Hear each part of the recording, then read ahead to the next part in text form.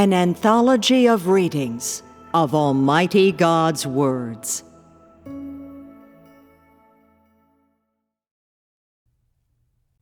God Himself, the unique. 10. God is the source of life for all things. 4. God's requirements of mankind. 1. The identity and status of God Himself. We have come to the end of the topic of God is the source of life for all things, as well as that of God is the unique God Himself. Having done so, we need to make a summary. What kind of summary? One about God Himself. Since it is about God Himself, then it must relate to every aspect of God, as well as to people's form of belief in God. And so, first I have to ask you, having heard the preaching, who is the God in your mind's eye? The Creator. The God in your mind's eye is the Creator. Is there anything else? God is the Lord of all things. God is the one who rules over all things and who administers all things. He created all that there is. He administers all that there is. And He also rules over all that there is and provides to all that there is. This is the status of God and the identity of God. For all things and all that there is, God's true identity is the Creator and the ruler of all things. Such is the identity possessed by God, and He is unique among all things. None of God's creatures, whether they be among mankind or in the spiritual world, can use any means or excuse to impersonate or replace God's identity and status. For there is only one among all things who is possessed of this identity, power, authority, and the ability to rule over all things, our unique God Himself. He lives and moves among all things. He can rise to the highest place above all things. He can humble Himself by becoming a man, becoming one among those who are of flesh and blood, coming face to face with people and sharing weal and woe with them. At the same time, He commands all that there is and decides the fate of all that there is and what direction it moves in. Moreover, He guides the fate of all mankind and the direction of mankind. A God such as this should be worshipped, obeyed, and known by all living beings. And so, regardless of which group and type among mankind you belong to, believing in God, following God, revering God, accepting God's rule, and accepting God's arrangements for your fate is the only choice, and the necessary choice for any person, for any living being.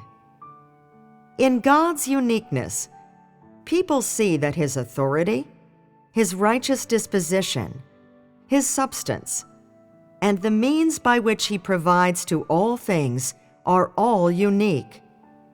His uniqueness determines the true identity of God Himself, and it determines His status.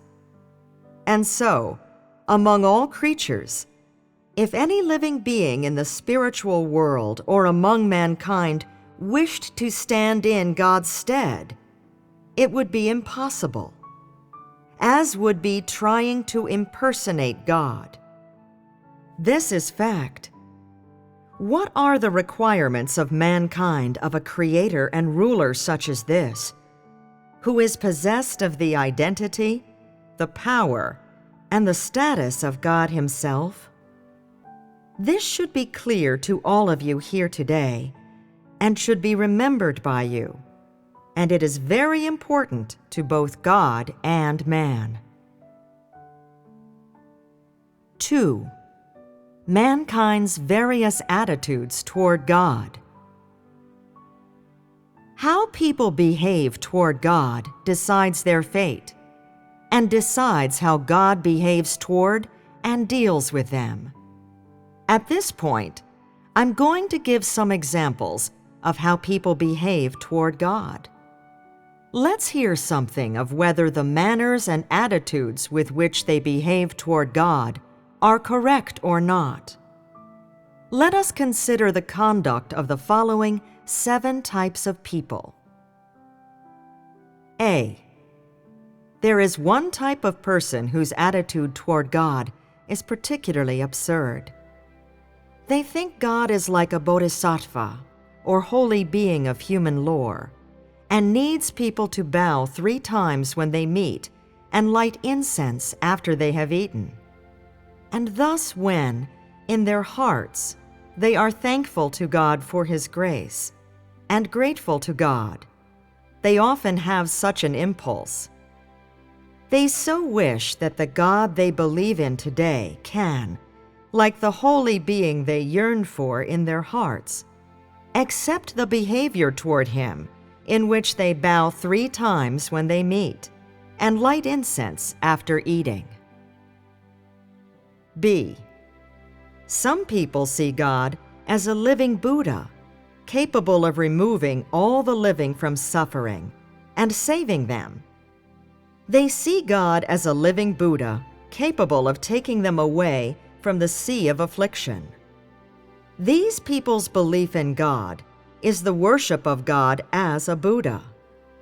Although they do not light incense, kowtow, or give offerings, in their hearts their God is just such a Buddha, and only asks that they are kind and charitable, that they kill no living thing, don't swear at others, live a life that appears honest, and do nothing bad, just these things.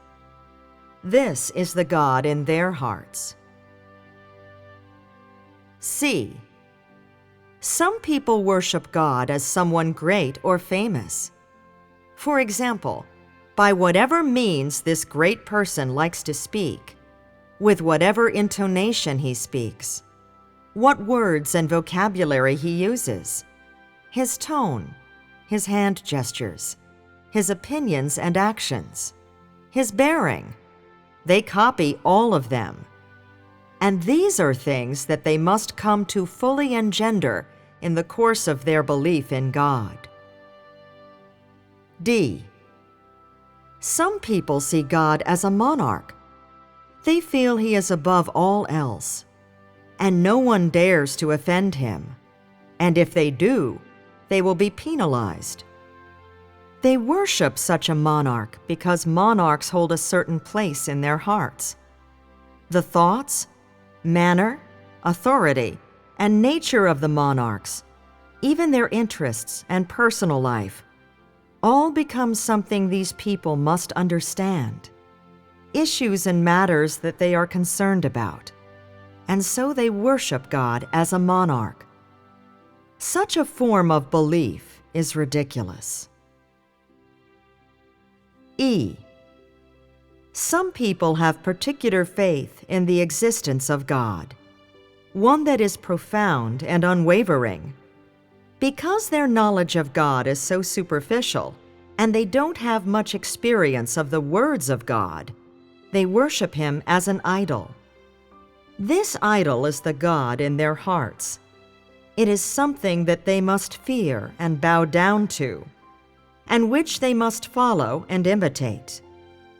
They see God as an idol, one that they must follow their whole life.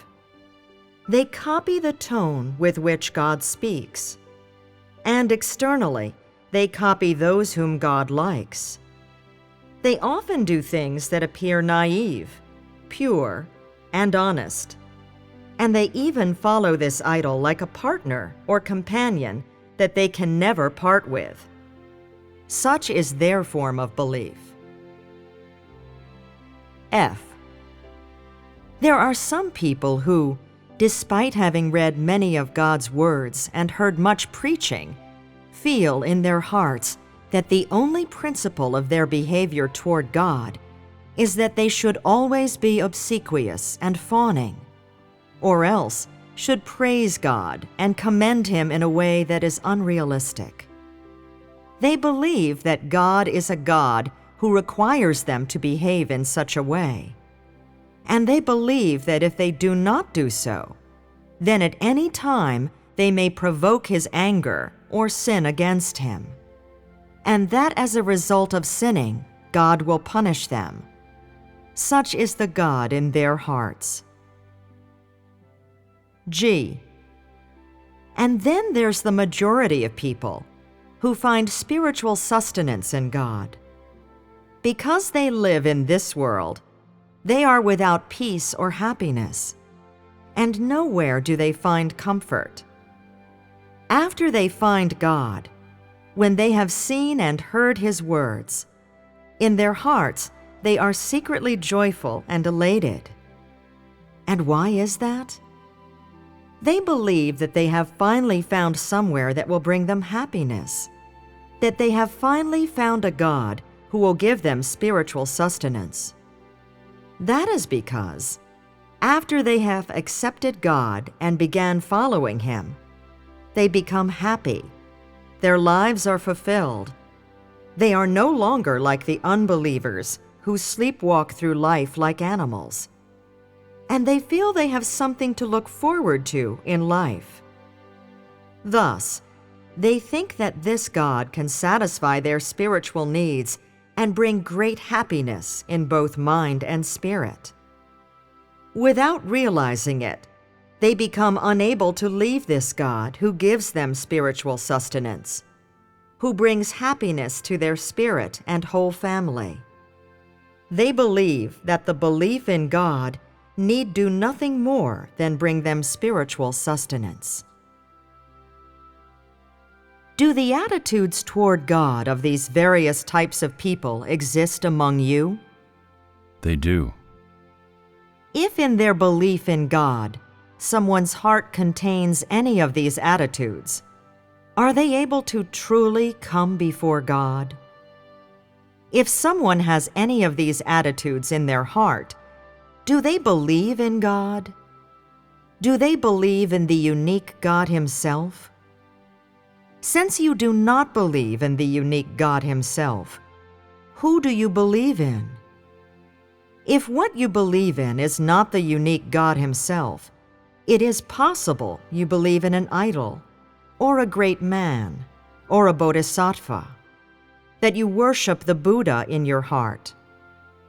Moreover, it's possible that you believe in an ordinary person. In sum, because of people's various forms of belief and attitudes toward God, people place the God of their own cognition in their hearts. They impose their imagination upon God. They place their attitudes and imaginings about God side by side with the unique God Himself, and then they hold them up to be feted. What does it mean when people have such improper attitudes toward God? It means that they have rejected the true God Himself and worship a false God. And it means that at the same time as believing in God, they reject God and oppose Him, and that they deny the existence of the true God. If people keep holding on to such forms of belief, what will be the consequence for them? With such forms of belief, are they able to draw ever closer to fulfilling God's requirements? On the contrary, because of their conceptions and imaginings, these people will become ever further from God's way, for the direction they seek is the opposite of the direction God requires of them.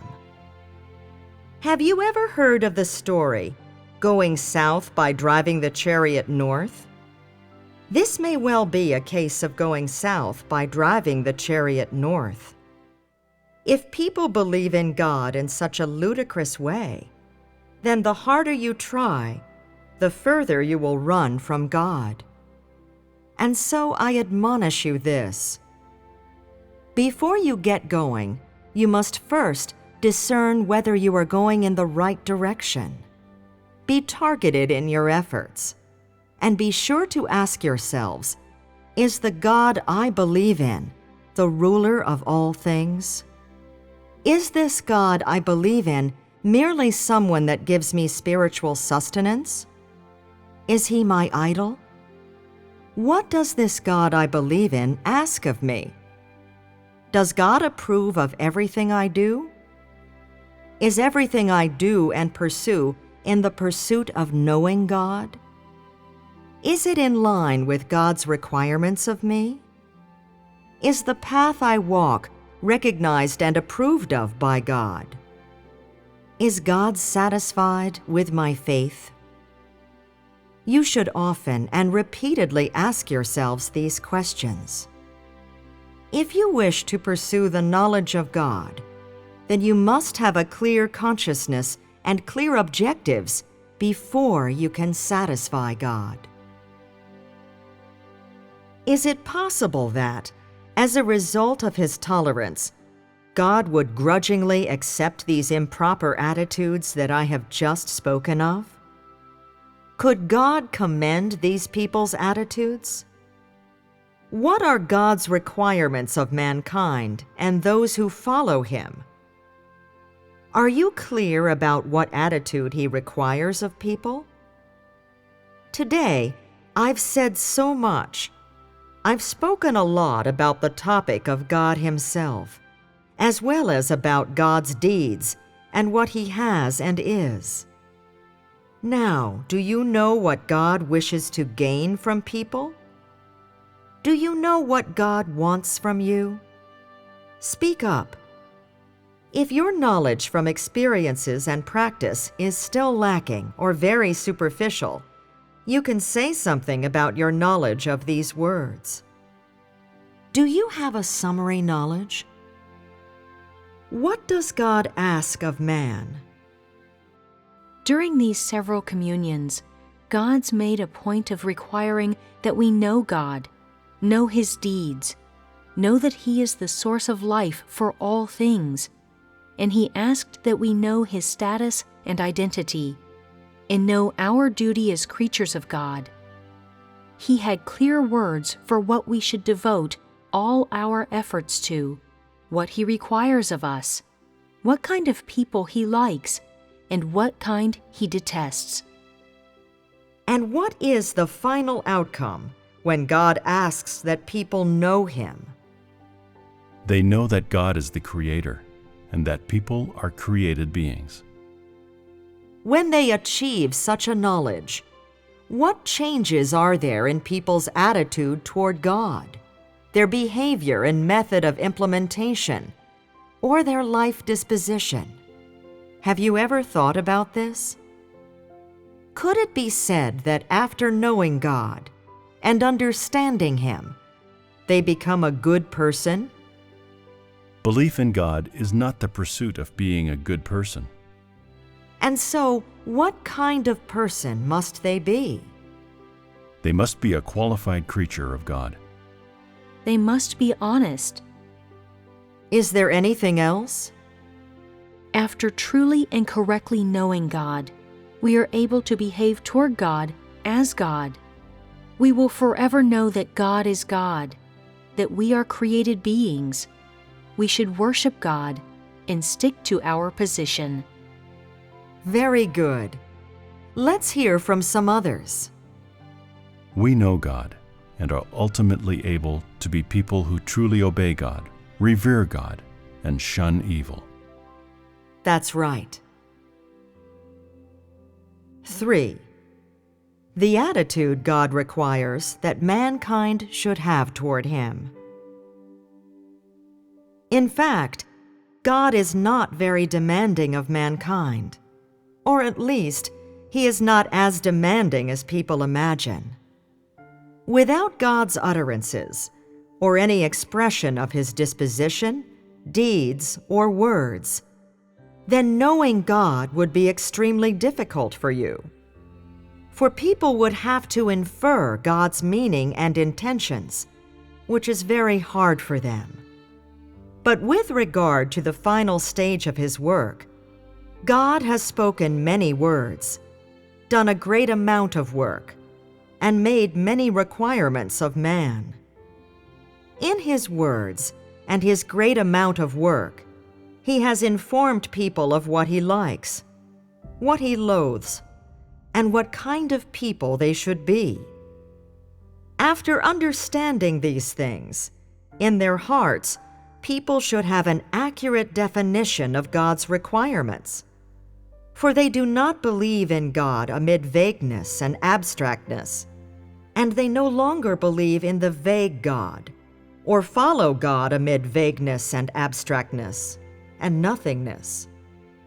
Instead, people are able to hear God's utterances. They are able to understand the standards of His requirements and attain them. And God uses the language of mankind to tell people all that they should know and understand. Today, if people are still unaware of God's requirements of them, what God is, why they believe in God, and how they should believe in God and behave toward Him, then in this there is a problem. Just now, each of you spoke of one area. You are aware of some things, whether these things be specific or general. But I wish to tell you the correct, complete, and specific requirements of God toward mankind. They're just a few words, and very simple. You may already know these words. God's correct requirements of mankind and those who follow Him are as follows. God requires 5 things of those who follow Him: true belief, loyal following, absolute obedience, true knowledge, and heartfelt reverence. In these 5 things, God requires that people no longer question Him, nor follow Him using their imagination or vague and abstract viewpoints. They must not follow God with any imaginings or conceptions. God requires that every one of those who follow Him do so loyally, not half-heartedly or non-committally. When God makes any requirements of you, or tests you, judges you, deals with and prunes you, or disciplines and smites you, you should be absolutely obedient to Him. You should not ask the cause, or make conditions, much less should you speak of the reason. Your obedience must be absolute. Knowing God is the area in which people are most lacking. They often impose upon God sayings, utterances, and words that are unrelated to Him, believing that these words are the most accurate definition of the knowledge of God. Little do they know that these sayings, which come from people's imagination, their own reasoning, and their own intellect, bear not the slightest relation to God's substance. And so, I want to tell you that, in the knowledge in people desired by God, God does not merely ask that you recognize God and His words, but that your knowledge of God is correct. Even if you can only say one sentence, or are only aware of a little bit, this little bit of awareness is correct and true, and compatible with the substance of God Himself. For God detests people's praise and commendation of Him that is unrealistic and ill-considered. More than that, He hates it when people treat Him like the air. He hates it when, during discussion of topics about God, people speak flippantly, talking at will and without hesitation, talking however they see fit. Moreover, he hates those who believe they know God and are boastful about the knowledge of God, discussing topics about God without constraint or reservation. The last of those 5 requirements was heartfelt reverence. This is God's ultimate requirement of all those who follow Him. When someone has the correct and true knowledge of God, they are able to truly revere God and shun evil. This reverence comes from the depths of their heart, and it is willing, and not because God has pressed them. God does not ask that you make a gift of any nice attitude, or conduct, or outward behavior to Him. Instead, He asks that you revere Him and fear Him from the depths of your heart. This reverence is attained as a result of changes in your life disposition, because you have knowledge of God, because you have an understanding of God's deeds, because of your understanding of God's substance, and because you have acknowledged the fact that you are one of God's creatures. And so, my aim in using the word heartfelt to define reverence here is so that mankind understands that people's reverence for God should come from the bottom of their hearts. Now, consider those 5 requirements. Are there any among you capable of attaining the first 3? By which I mean true belief, loyal following, and absolute obedience. Are there any among you who are capable of these things? I know that if I said all 5, then there would unquestionably be none among you who are. But I reduced it to 3. Have a think about whether you've achieved them or not. Is true belief easy to attain? No, it isn't. It's not easy, for people often question God. Is loyal following easy to achieve? No, it isn't. What does this loyal refer to? Not being half-hearted, but wholehearted. Yes, not being half-hearted, but wholehearted. You've hit the nail on the head. So are you capable of achieving this requirement? You've got to try harder. At the moment, you've yet to achieve this requirement. What about absolute obedience? Have you achieved that? No. You haven't achieved that either. You are often disobedient and rebellious. You often don't listen, or wish to obey, or want to hear. These are the 3 most fundamental requirements achieved by people following their entry into life, and they have yet to be achieved in you. So, at the moment, do you have great potential? Today, having heard me say these words, do you feel anxious? Yes. It's right that you feel anxious. I feel anxious on your behalves. I won't go into the other 2 requirements. Without doubt, no one is capable of achieving them. You're anxious, so have you determined your objectives? What objectives toward what direction should you pursue and devote your efforts? Do you have an objective? Let me speak plainly. When you achieve these 5 requirements, you will have satisfied God.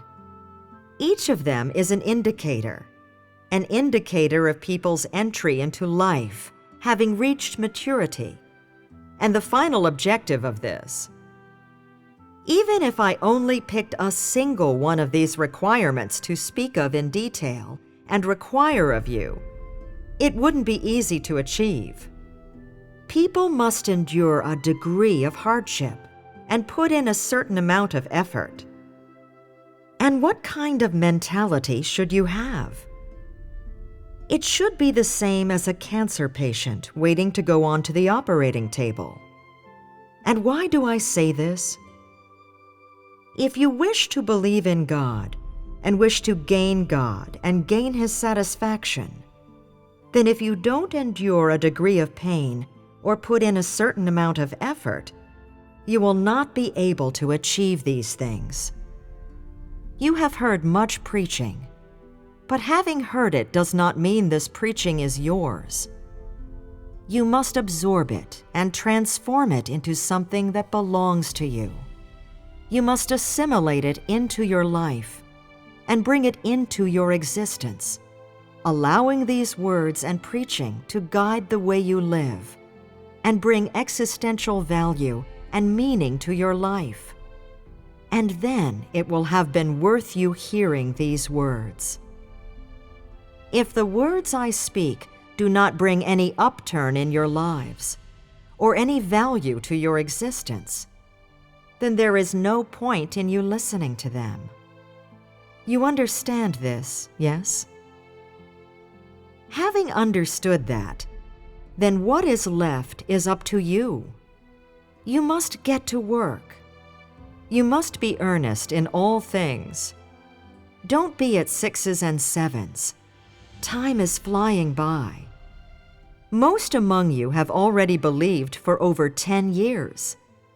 Look back on these over 10 years of belief. How much have you gained? And how many decades of this life do you have left? There's not long. Whatever you do, do not say that in His work God waits for you and saves opportunities for you. God will absolutely not turn back and do the same work. Can you reverse your last 10 years? With every day that passes and every step you take, the days that you have are shortened by a day, lessened by a day, yes? Time waits for no man. You will only gain from the belief in God if you approach it as the greatest thing in your life, more important than food, clothes, or anything else. If you only believe when you have the time and are incapable of devoting your entire attention to your belief, if you always make do and are at 6s and 7s, then you will gain nothing. You understand this, yes? We'll finish here for today. See you next time.